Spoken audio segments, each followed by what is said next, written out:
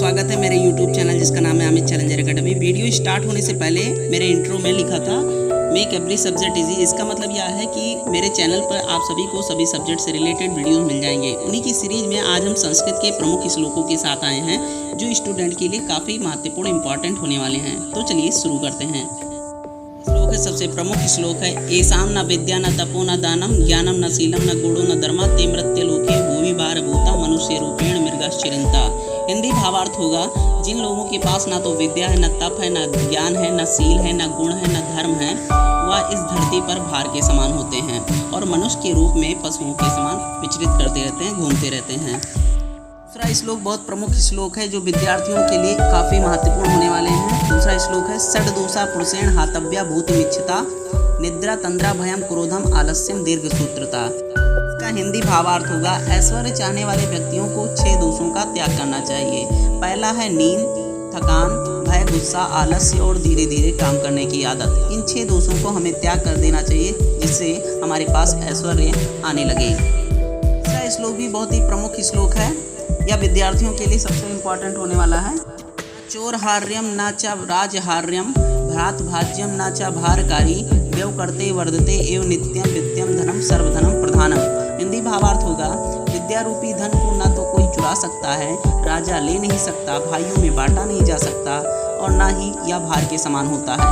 खर्च करने पर यह निरंतर बढ़ता रहता है। वास्तव में विद्याधन सभी धनों में सर्वश्रेष्ठ धन है। उपरांत दूसरा श्लोक है, यस्य नास्ति स्वयं प्रज्ञा शास्त्रम तस्य करोति किम लोचनाभ्यम विहीनस्य दर्पणम किम करस्यते। हिंदी भावार्थ होगा, जिस मनुष्य के पास स्वयं का विवेक नहीं है, प्रज्ञा नहीं है, उसके शास्त्र किस काम का। उसी प्रकार नेत्र विहीन व्यक्ति के लिए दर्पण व्यर्थ है, किसी काम का नहीं होता। इसके उपरांत दूसरा श्लोक है, माता शत्रु पिता वैरी एन बालो ना पठिता ना शोभते सभा मध्य हंसा मध्य बको यथा। हिंदी भावार्थ होगा, ऐसे माता पिता जो अपने बालक को पढ़ाते नहीं, ऐसी माता शत्रु के समान और पिता वैरी हैं, क्योंकि हंसों के बीच बगुले की भांति ऐसा मनुष्य विद्वानों की सभा में शोभा नहीं देता।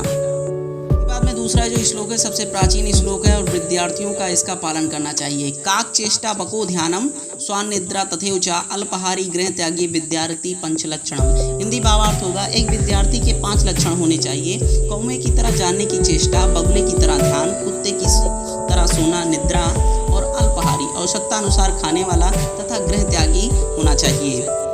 दूसरा श्लोक है, पुस्तकस्था तु या विद्या पर हस्तगतम चा धनम काले सम्मुक्त पन्ने ना सा विद्या ना तद धनम। हिंदी भावार्थ होगा, किताबों में रखी विद्या व दूसरों के हाथों में गया हुआ धन कभी भी जरूरत के समय काम नहीं आती।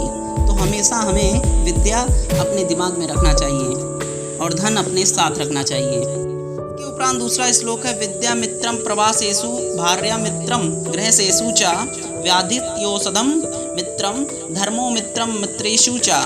हिंदी भावार्थ होगा, विद्या की यात्रा, पत्नी का घर, रोगी का औषधि और मृतक का धर्म सबसे बड़ा मित्र होता है।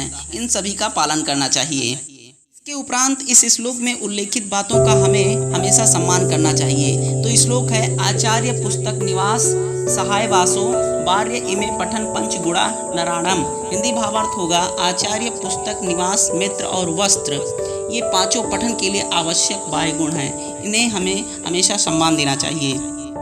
श्लोक इस वीडियो का सबसे अंतिम श्लोक है। इस श्लोक के अनुसार हमें आलस्य को त्याग देना चाहिए। श्लोक है, आलस्य कुतो विद्या आविद्यस्य कुतो धनम आधनस्य कुतो मित्रम मित्रस्य कुतो धन सुखम। हिंदी भावार्थ होगा, आलसी व्यक्ति को विद्या कहाँ, विद्या विहीन को धन कहाँ और धन विहीन को मित्र कहाँ और मित्र विहीन को सुख कहाँ प्राप्त हो सकता है।